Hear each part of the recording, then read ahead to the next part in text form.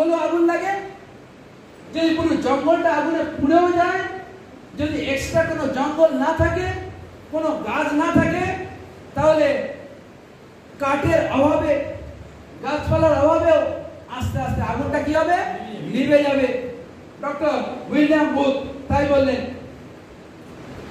কিন্তু পবিত্র আত্মার আগুন যদি আপনার মধ্যে আছে, আপনি অভিষিক্ত হয়েছেন, পবিত্র আত্মার আগুনকে, আপনার বেদীর আগুনকে, আপনার হৃদয়ে যে বেদী আছে, ঈশ্বরের জন্য যে স্থান আছে, ওই বেদীর আগুনকে নিরন্তর জ্বালিয়ে রাখার জন্য ইন্ধনের দরকার।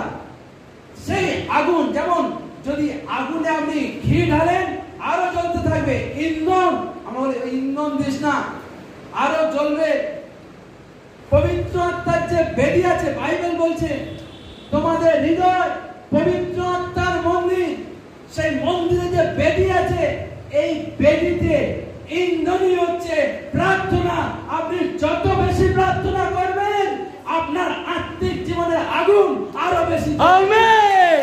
আপনি যদি আপনার বেদীর আগুনকে জ্বালাতে চান, আপনি বেশি করে প্রার্থনা করুন।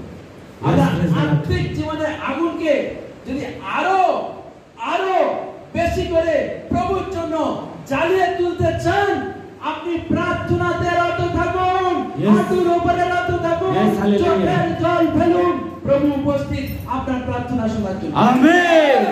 আপনি অভিষেক পেয়েছেন পবিত্র আত্মা, আপনি বরদান পেয়েছেন, হিলিং, প্রিচিং, চার্চ প্ল্যান্টিং, ভবিষ্যৎবাণী, প্রফেটিক মিনিস্ট্রি, অ্যাঞ্জেলিক মিনিস্ট্রি, এই সমস্ত মিনিস্ট্রি অভিষেক পাওয়ার পর যদি আপনার জীবনে প্রার্থনা না থাকে, ওই সমস্ত কিছু আস্তে আস্তে নিভতে থাকবে। কারণ আগুনের প্রবৃত্তি কি?